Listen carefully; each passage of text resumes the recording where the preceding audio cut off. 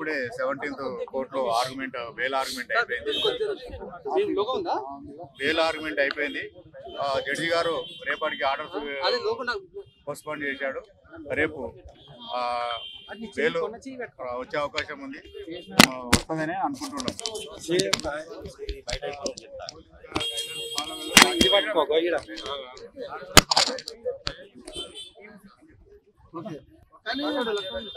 వారించిన తర్వాత కూడా లోనికి రావడం, ప్రభుత్వ ఆస్తులు ధ్వంసం చేయడం అనేది దాని మీద మెయిన్ గా వాళ్ళు అలిగేషన్ పెడుతున్నటువంటి అంశం. పోలీస్ వాళ్ళు చేసిన అలిగేషన్స్ ఫాల్స్ అలిగేషన్స్. ఎందుకంటే ఆయన 10:30కి రిజల్ట్ అనౌన్స్ చేశారు, అప్పుడు లోపలే ఉన్నాడు. అది మధ్యాహ్నం నుంచి అక్కడ పబ్లిక్ ఫుల్ గ్యాదర్ అయింది, అక్కడ ఫుల్ గడబడలు అవుతున్నాయి. ఆ పోలీస్ వాళ్ళు కంట్రోల్ చేయలేదు. ఎవరు unknown persons public property damage అంటే ఈయనకు లోపల ఉన్నకి సంబంధం లేదు. అసలు ఆ ఇన్సిడెంట్ కూడా ఆయనకు ఐడియా లేదు, ఆయనకు నాలెడ్జ్ కూడా లేదు. Only false case file against Prashant అంతే. ఆయనకి ఇన్సిడెంట్ కేసులు నమోదు చేశారు ఇతని మీద. సో ఆయన పోలీసులు దురుసుగా ప్రవర్తించడానికి చేశారని చెప్పి మాట్లాడతారు.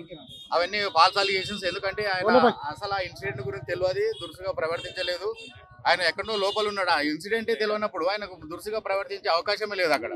ఎందుకంటే అంతవరకు 5-6 వేల మంది పబ్లిక్ గ్యాదర్ అయ్యారు అక్కడ. అసలు ఆ ఛాన్స్ కూడా లేదు. Only false allegations, false case Agnesh register this person అంతే. అవును, 41 నోటీస్ ఇవ్వలేదు. పోలీస్ వాళ్ళు గైడ్ లైన్స్ ఫాలో కాలేదు. 41 నోటీస్ ఇవ్వకుండా అరెస్ట్ చేశారు కాబట్టి అది ఇల్లీగల్ అరెస్ట్ అని మేము కోర్టు వరకు. ఒకవేళ రేపు బెయిల్ రాకపోతే శనివారం ఆదివారం సెలవులు ఉన్నాయి, మండే వరకు ఛాన్స్ లేనట్టేనా లాయర్ గారు? ఇన్ కేసు అంటే మాకైతే 100% వస్తుందని నమ్మకం ఉంది. ఇన్ కేసు బై మిస్టేక్ రాకుంటే మళ్ళీ మండే పొడిగించే అవకాశం ఉందంటారు, లేకపోతే మనకి బెయిల్ వచ్చే అవకాశం? బెయిల్ వచ్చే అవకాశం 100%. రిమాండ్ పొడిగింపుకు బెయిల్ కు సంబంధం లేదు. సెక్షన్ 353 అనేది 2 years లోపు ఉన్న నేరం. అది ఆ నేరానికి నిజంగా చేసుంటే గానీ చేసున్నా కూడా నోటీస్ ఇచ్చి పోలీసులు వదిలేయాల్సిన సెక్షన్ అది. ఇప్పుడు as per police remand report Pallavi Prashanth గారు ఇన్వాల్వ్ అయినట్టు పోలీస్ రిమాండ్ రిపోర్ట్ లో కూడా లేదు. ఇంకోటి, తెలంగాణ పోలీస్ డిపార్ట్మెంట్ కి మేము ఈ రోజు న్యాయవాదులను క్వశ్చన్ చేస్తున్నాము. ఇదే విధంగా సుమోటోగా ఎక్కడైతే దౌర్జన్యం జరుగుతుందో, ఎక్కడైతే ఇల్లీగల్ అన్లాఫుల్ అసెంబ్లీ అవుతుందో, మీరు నిజంగా సుమోటోగా కేసులు ఫైల్ చేసి నిందితులను మీరు అరెస్ట్ చేస్తున్నారా? పల్లవి ప్రశాంత్ లాగానే ఈ రోజు రైతు బిడ్డ ఆయనకు వచ్చిన 30 లక్షల రూపాయలు రైతులకు దారదత్తం చేస్తా అన్న వ్యక్తిని సుమోటోగా ఎవరు అంటే బస్సు ధ్వంసమైన, కారు ధ్వంసమైన కూడా ఎవరు ఫిర్యాదు చేయకుండా మీకు మీరే ఫిర్యాదు చేసి మీకు మీరే అరెస్ట్ చేసి వ్యక్తికి నోటీసులు ఇవ్వకుండా అంటే ఆ మానవ హక్కుల ఉల్లంఘనను మీరే చేస్తారు.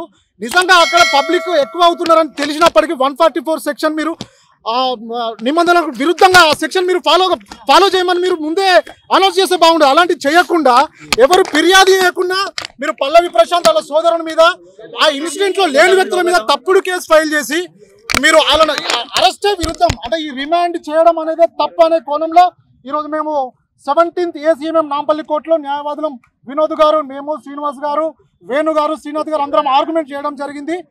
అన్ని వివరాలని, సైటేషన్స్ ని, brief fact of the case ని చూసిన జడ్జి గారు రేపు ఆర్డర్స్ ఇస్తామని చెప్పడం జరిగింది. కానీ అతని మీద అతను మాట్లాడిన మాటల వల్లనే ఇన్ని కేసులు పెట్టాల్సి వచ్చింది. పోలీసులు చాలా దురుసుగా ప్రవర్తించారని చెప్పేసి వాళ్ళ దగ్గర పూర్తి ఎవిడెన్స్ ఉన్నాయని చెప్పేసి మాట్లాడతా ఉన్నారు. పూర్తి ఎవిడెన్స్ ఉంటే యాక్చువల్ గా ఈ కాపీ సాక్ష్యం కదా వాళ్ళ దగ్గర ఎవిడెన్స్ ఉందంటే ఈ పోలీసు వాళ్ళు సబ్మిట్ చేసిన డాక్యుమెంట్ ఇది. ఇందులో పల్లవి ప్రశాంత్ ఇన్వాల్వ్ అయినట్టు వీడియో ఫుటేజ్, సింగిల్ వీడియో లేదు, సింగిల్ ఫోన్ కాల్ లేదు. హౌస్ లో ఉన్నప్పుడు ఫోన్ కూడా వాడని వ్యక్తి అఫెన్స్ ఎలా చేయగలుగుతాడు? ఈ రోజు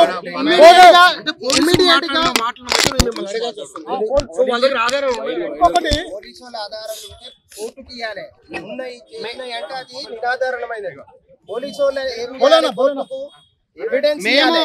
ఉన్నది చేసింది మేము అన్నాడు చాలా తప్పు.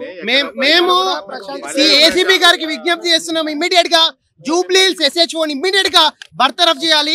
ఆయన ప్లేస్ లో వేరే ఇన్వెస్టిగేషన్ ఆఫీసర్ పెట్టి మరి ఈ కేసుని ఇన్వెస్టిగేషన్ చేయాలి. ఎందుకంటే అడ్వకేట్లము 5 మంది అడ్వకేట్లము 48 గంటల నుంచి ఎఫ్ఐఆర్ కాపేయండి అంటే మేము ఇయ్యము, నువ్వేం చెప్పుకుంటావు చెప్పుకో, మీడియాకి ఏం చెప్పుకుంటావు అని మాత్రమే చెప్తున్నారు.